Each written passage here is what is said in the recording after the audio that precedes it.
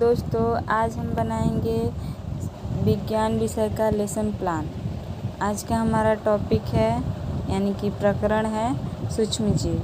तो सबसे पहले ऊपर में लिखा हुआ है छात्र अध्यापक या छात्राध्यापिका का नाम, तो यहाँ पे आप अपना नाम लिख देंगे।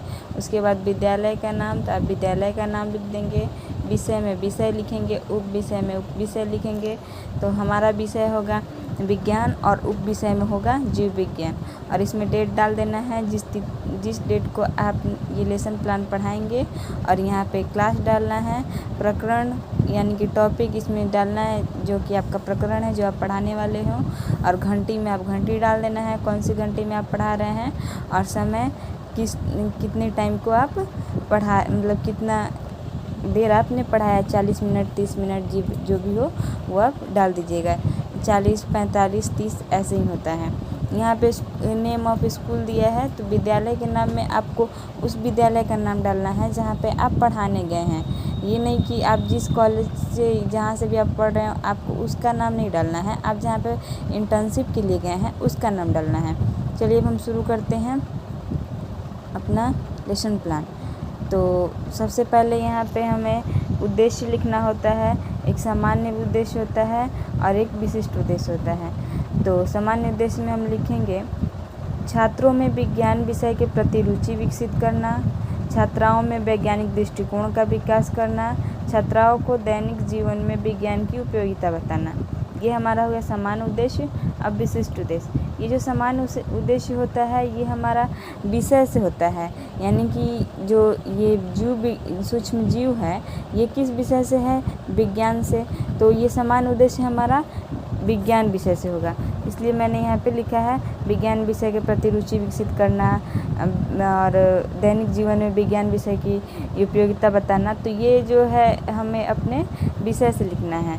और विशिष्ट उद्देश्य जो होता है ये हमें अपने टॉपिक से लिखना होता है, यानी कि प्रकरण से। तो हमारा प्रकरण क्या है, सूक्ष्म जीव, तो उसी से हम लिखेंगे विशिष्ट उद्देश्य। तो पहला विशिष्ट उद्देश्य है छात्रा सूक्ष्म जीव की व्याख्या कर सकेगी। आप छात्र या छात्रा कुछ भी लिख सकते हैं। मेरा जो इंटर्नशिप था वो गर्ल्स स्कूल में था, इसीलिए मैंने यहाँ पे छात्रा का उपयोग किया है। छात्रा सूक्ष्मजीवों के मध्य विभेद को समझ सकेगी।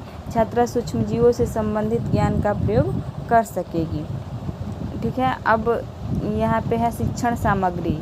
शिक्षण सामग्री में हमने क्या क्या लिया है, चौक, डस्टर, श्यामपट्ट इत्यादि। और शिक्षण विधि यहाँ पे अभी खाली है। शिक्षण विधि हम लोग आगमन निगमन जो भी विधि यूज करते हैं उसको इसमें लिख देंगे। अब यहाँ पे पूर्व ज्ञान दिया है। पूर्व ज्ञान में हम लिखेंगे छात्राओं को सूक्ष्मजीव के बारे में सामान्य जानकारी है।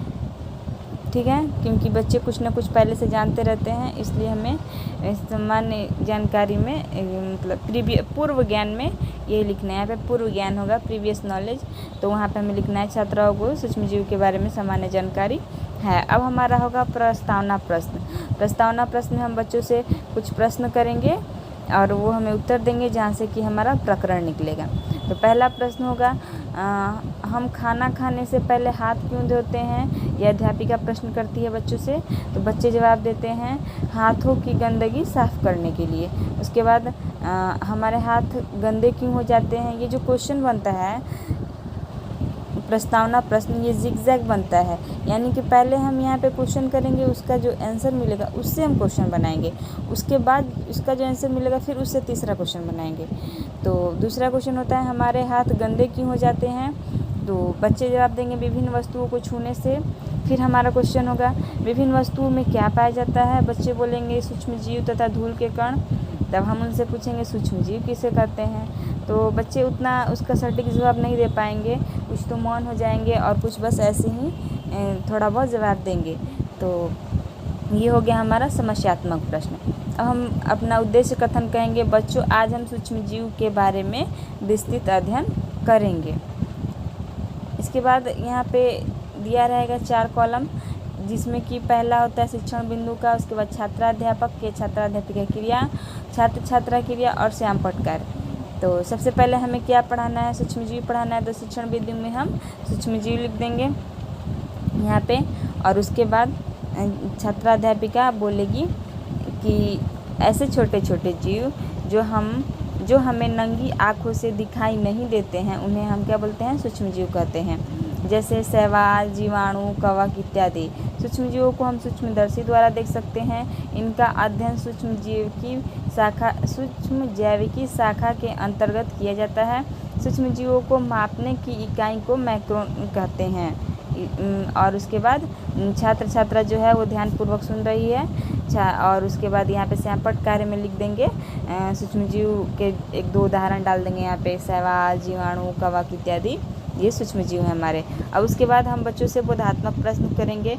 जो हमने ऊपर में पढ़ाया उससे हमें बोधात्मक प्रश्न करना है। तो बोधात्मक प्रश्न में हमारा पहला प्रश्न होगा, सूक्ष्म जीवों को मापने की इकाई क्या कहलाती है? तो बच्चे बताएंगे माइक्रोन कहलाती है। इसको हम श्यामपट्ट पे भी लिख देंगे कि माइक्रोन कहलाती है। उसके बाद विकासात्मक प्रश्न होगा, जो जीव हमें नंगी आँखों से दिखाई नहीं देते हैं उन्हें क्या कहते हैं? तो बच्चे बोलेंगे सूक्ष्म जीव। हम बोर्ड पे भी लिख देंगे सूक्ष्म जीव। और उसके बाद समस्यात्मक प्रश्न। यहाँ से जो समस्यात्मक प्रश्न निकलेगा, यहाँ से तो यहीं से हमारा जो होगा दूसरा टॉपिक शुरू होगा। तो समस्यात्मक प्रश्न हम पूछेंगे, सूक्ष्म जीवों को कितने भागों में बांटा गया है? तो बच्चे मौन हो जाएंगे, बच्चों को नहीं पता रहेगा। अब हम उन्हें ये हमारा दूसरा शिक्षण बिंदु यहाँ से शुरू होगा, सूक्ष्म जीवों के प्रकार। तो सामान्यतः सूक्ष्म जीवों को व्यापक रूप से चार प्रमुख वर्गों में बांटा गया है। पहला सूक्ष्म जीव जिसकी इंग्लिश में बैक्टीरिया बोलेंगे। उसके बाद प्रोटोजोआ, कवक, शैवाल, ये हो गया। लेकिन इसके अतिरिक्त सूक्ष्म जीवों से भिन्न अति सूक्ष्म संरचना वाले विषाणुओं का भी एक वर्ग है। और फिर उसके बाद यहाँ पे लिख देंगे, छात्र छात्रा ध्यानपूर्वक सुन रही है। और यहाँ पे लिख देंगे जीवाणु, प्रोटोजोआ, कवक, विषाणु जो हमने यहाँ पे बताया। उसके बाद कोशिकाओं के आधार पर सूक्ष्म जीवों के 3 प्रकार होते हैं। पहला होगा एक कोशिकीय सूक्ष्म जीव, और बहुकोशिकीय जीव, अकोशिकीय जीव जैसे कि विषाणु। पहला अब यहाँ से हो जाएगा हमारा जीवाणु, कि जीवाणु किसे बोलते हैं? तो ये होगा, ये अकेंद्रीय कोशिका भित्ति युक्त एक कोशिकीय सरल जीव है और प्रायः सभी जगह पाया जाता है। इनका आकार कुछ मिलीमीटर तक ही होता है। यहाँ पे हम उसका फिगर बना देंगे, ये श्यामपट्ट कार्य में यहाँ पे फिगर बना देंगे। उसके बाद प्रोटोजोआ हो जाएगा हमारा। तो प्रोटोजोआ एक कोशिकीय जीव है। इनकी कोशिका यूकैरियोटिक प्रकार की होती है। एग्जाम्पल में अमीबा हो गया। और यहाँ पे लिख देंगे, छात्रा ध्यानपूर्वक सुन और देख रही है। उसके बाद अमीबा का श्यामपट्ट पे फिगर बना देंगे। उसके बाद तीसरा है कवक। ये अपना भोजन सड़े गले मृत कार्बनिक पदार्थों से प्राप्त करते हैं। एग्जाम्पल में हो जाएगा पेनिसिलियम। और उसके बाद यहाँ पे हम उसका फिगर बना देंगे। और चौथा हो जाएगा शैवाल। अधिकांश शैवाल पौधों के समान प्रकाश संश्लेषण विधि द्वारा अपना भोजन स्वयं बनाते हैं। जैसे हो जाएगा स्पाइरोगाइरा। और यहाँ पे हम स्पाइरोगाइरा का फिगर बना देंगे। आप 1, 2, 3 एग्जाम्पल दे सकते हैं। और उसके बाद चौथा है आपका विषाणु। विषाणु अपनी संरचना एवं लक्षणों के कारण भिन्नता प्रदर्शित करते हैं। चूँकि उनमें व्यवस्थित कोशिकीय संरचना का अभाव होता है, अतः ये सजीवों के संपर्क में आने पर सजीव जैसा तथा निर्जीवों के संपर्क में आने पर निर्जीव जैसा व्यवहार करता है। कुछ वैज्ञानिक इसे सजीव और निर्जीव के बीच की कड़ी या सीमा रेखा पर स्थित मानते हैं। उसके बाद वायरस में आप एग्जांपल दे सकते हैं कोरोना वायरस। और यहाँ पे हम कोरोना वायरस का फिगर बना देंगे। उसके बाद बोधात्मक प्रश्न करेंगे हम। कोशिकाओं के आधार पर सूक्ष्म जीवों को कितने भागों में बांटा गया? तो बच्चे जवाब देंगे 3। और ऐसे हम श्यामपट्ट पर भी लिख देंगे 3। फिर सजीवों और निर्जीवों के बीच की कड़ी किसे मानते हैं? तो बच्चे बताएंगे कि विषाणु। और विषाणु हम श्यामपट्ट पर भी लिख देंगे। अब ये हमारा हो गया दूसरा विशिक्षण बिंदु समाप्त। अब इसके बाद पुनरावृत्ति प्रश्न करेंगे बच्चों से। पुनरावृत्ति यहाँ पे हम करेंगे। तो हम पुनरावृत्ति में क्या होता है कि हमने जो कुछ भी पढ़ाया होता है उसे हमें एकदम समराइज़ करके बताना होता है। तो हम बोलेंगे बच्चों से, बच्चों आज हम लोगों ने सूक्ष्म जीव के बारे में विस्तृत अध्ययन किया।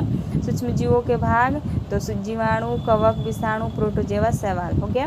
उसके बाद कुछ मूल्यांकन प्रश्न करेंगे और फिर गृह कार्य देंगे। तो मूल्यांकन प्रश्न होगा, सूक्ष्म जीव किसे कहते हैं, सूक्ष्म जीवों को हम किसकी सहायता से देखते हैं, एक कोशिकीय सूक्ष्म जीव का उदाहरण बताइए, और उसके बाद जीवाणु कहाँ पाए जाते हैं। गृह कार्य में हो जाएगा, विषाणु किस प्रकार का जीव है, सूक्ष्म जीवों की मापने की इकाई क्या है। तो आई होप कि आप लोगों को ये लेसन प्लान समझ में आया होगा। थैंक यू सो मच मेरा वीडियो देखने।